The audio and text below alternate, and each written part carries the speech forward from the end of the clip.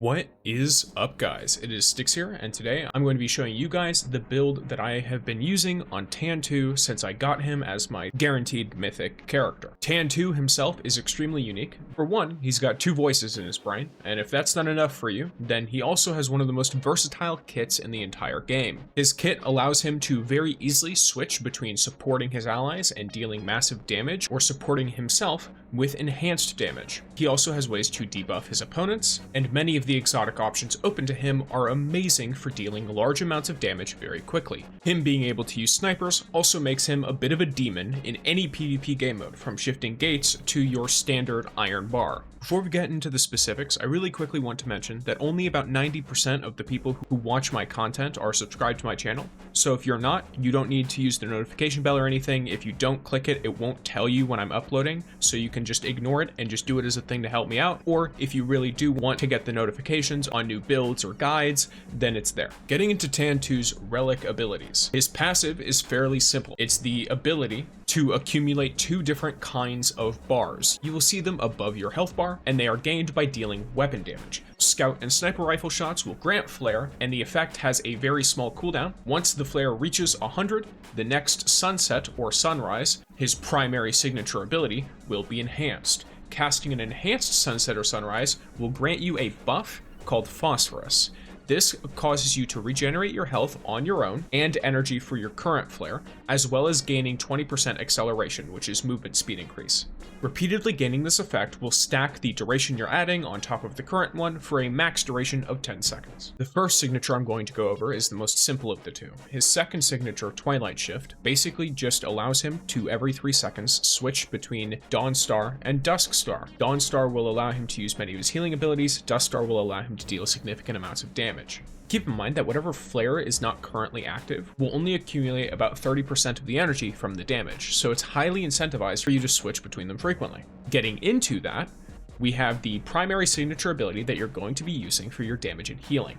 First being Sunset, which while you are in the Dusk Star mode, you can shoot a fireball that goes up to 50 meters forward, which then explodes first upon colliding with a combatant, inflicting Corrupt and Sunset Scorch. Sunset Scorch is a dot that deals scorch damage, and Corrupt is a debuff that allows you to deal more damage to the target while also preventing them from doing any kind of healing.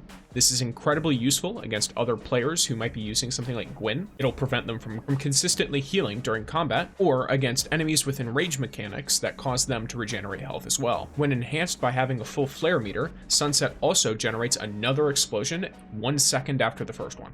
Then in Dawn Star mode, you have Sunrise, which allows you to shoot a healing orb either directly at your feet by pressing it while looking down real quick, or up to 50 meters away from you. Keep in mind, this will track your allies, so you want to hold it and then shoot it at your ally, and it'll slightly track to them. So if they're in the air or something, it will hit them in the air and it won't do very much. I recommend throwing it at the ground where you think they're going to land instead. This healing zone will heal everyone within a 4-meter radius for 500 health immediately, and then continuously heals them for about 400 health every second for 4 seconds. It's a very significant amount of healing.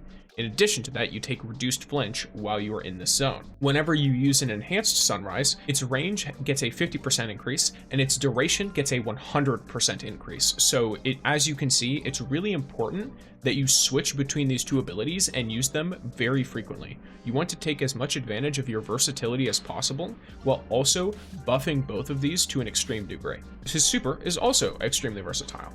First, you have Blessing of Dusk, which while you are in your Dusk Star mode, causes you to plunge your Parhelion Wing into the ground and forms a Well of Blessing. It has an 8-meter radius for 15 seconds and gives everyone a 36% damage bonus. This is very significant, especially in something like the Izakis lair on the current raid. For Blessing of Dawn, it forms the same size well, however, instead recovers nearly 1,000 health per second. Now for the relic traits, we have Miraculous Flame. Scout Rifle and Sniper Rifle precision hits will extend the Sunset Scorch dot that you put on enemies by 2 seconds and 5 seconds respectively. It's very nice for just continuously dealing damage, especially in something like a boss phase. We have Flare Flip, which allows you to switch your Well of Blessing between Dawn and Dusk every 3 seconds. This is very useful for if you accidentally put down the wrong one, or if you need different things for different reasons, like if you want to heal everyone and then have everyone dealing high damage. And then we have efficient conversion. Scout rifle and sniper rifle precision hits provide an additional 2 and 10 flare energy respectively. This buffs us up to 5 on a scout rifle hit and 25 on a sniper rifle hit, which is extremely significant at this point in time. In addition to that, we have Morning Star's Guidance. Unfortunately, I personally don't have level 4 of this yet. I will get it once I have more of the materials, but energy is limited and I am free to play. So here we are. Starting from level 1, while you're in the phosphorus state, weapons will deal additional hits of solar damage equal to 20% of your weapon's damage. The damage increases until level 4, where scout rifle and sniper rifle precision hits extend the duration of phosphorus by 2 seconds or 3 seconds respectively, and then at level 5, you get a much more significant damage boost. Now that we've talked about the relic abilities, I am going to quickly go over Tan-2's talent tree. I personally don't have any of his talents, so take everything I say here with a grain of salt. Condensed Glow is pretty decent. It gives you 15% damage resistance while you have Dawnstar, the healing setup, and the damage dealt while you're in Duststar mode is increased by 10%. It's just all around pretty nice. We have Phoenix, which after you cast an enhanced sunset, the next shot that hits a combatant will cause an explosion, also pretty nice for general damage dealing. We have Attunement, which is extremely significant. It allows your signature to recharge 50% faster, and then this does tie in to the 5th talent, Synergized Personas, which reduces the recharge time of your Twilight Shift to 1 second. For our 4th talent, Afterglow increases the damage of Sunset and Sunset Scorch by 25% and 100% respectively. And then for your 6th and final talent, when the corresponding mode's flare energy is full, Sunset or Sunrise are also immediately and fully recharged. This works similarly to Wolf's own enhancement, so it is very nice and very versatile. Now that we've gone over how Tan's relic abilities are used, let's talk about artifacts and why they might be useful for him. First, I'm going to highly recommend Talisman of Revival. This one is extremely good as a support option, and if anyone tells you to not play Tan as a support, they are depriving you of a significant amount of his versatility and his kit, because he's capable of doing both a DPS's job and a support's job all at once, so not investing in one of those is just shooting yourself in the foot. Healing a target to full health also restores 5.6% health every 2 seconds for 8 seconds afterwards. This is very nice if they're hit with some kind of damage over time effect, which is extremely common. This might even help them on top of their own personal radiation set, because that's really popular right now, especially for a lot of damage dealers. For the second artifact, I'm going to recommend Talisman of Luxuriance. This causes anyone healed by your abilities to gain a 7% overshield that lasts 6 seconds for every 20% health they've lost, which is very nice because it provides a nice boost to their survivability that is proportional to how much trouble they're in, basically. Next, I recommend Courageous Planetesimal. Casting any ability at all will increase all of your damage dealt by 11% for 10 seconds. You should almost never not have this. Tan-2 has such an insane uptime on all of his abilities and has extremely useful ways to use everything he's got that there is no reason you should not have 100% uptime on Courageous Planetesimal. And then for the final, I'm going to recommend the Hawkeye token. Whenever you're hitting targets that are more than 20 meters away from you, weapons will deal higher damage based on how far away they are. This is crazy powerful, especially in any activities where Tan would already be good anyway. The damage increase is crazy. While there are situations where it will be less useful because you want to be up close to an enemy, there are also just as many situations where you want to be as far away as possible, so take advantage of it. In addition to that, this is where we kind of come to some substats I would recommend. Anything along the lines of ability strength or signature boost, things that improve your abilities will be better. Weapon enhancement can be pretty good as well, just because it causes your weapons to deal flat more damage, and a lot of your damage will come from your weapons. So there is that. As you can see here, the ones that I've got the most of are ability strength and health boost. Health boost is good on everyone as far as I'm aware. Weapon enhancement, damage bonus boost, signature boost, ranged damage resistance, healing bonus. These kinds of things are very good for Tan-2 in terms of substats. Not that a lot of people are worrying about that right now, because we don't really have a whole lot of artifacts to test with anyway. Now that we have gone over the artifacts, I'm going to go over my recommended weapon setup for Tan-2, which this one is significantly more varied than someone like Wolf. just because of the different kinds of snipers that you can use, of which I have 2 exotics that I do want to talk about, as well as 2 mythic weapons. Now, immediately going into the mythic weapons here, I'm going to recommend running either the DL3 Lassie or Total Lockdown. Total Lockdown I think is very nice. It does solar damage and matches him. I have a mythic trait on it that enhances my precision damage for whenever I get precision final blows.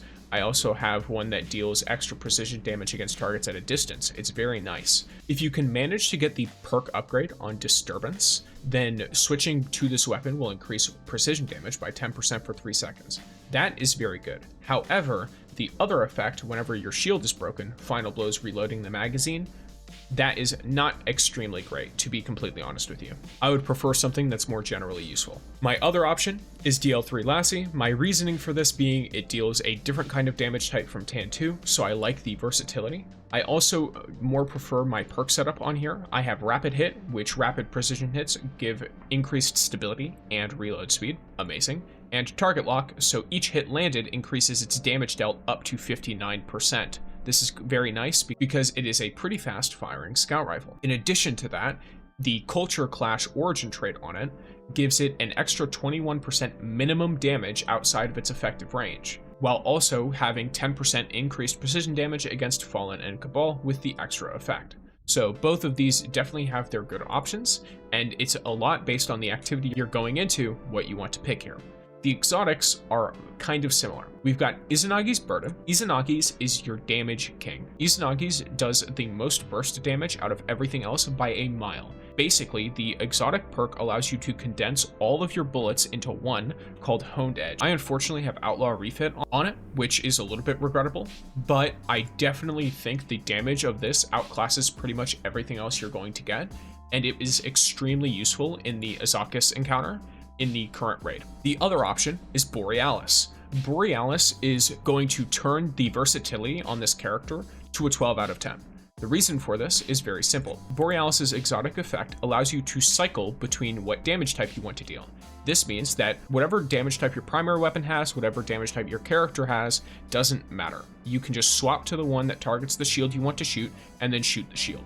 In addition to this, I have the Ionic Return perk on it, breaking a combatant shield with a matching element, which will always be the case, or breaking the shield of a Lightbearer who is using a super, will fully reload the weapon and grant bonus damage to the current magazine and increased damage to the next 5 rounds. So overall, I'm going to say in most content, Borealis is going to be your go-to.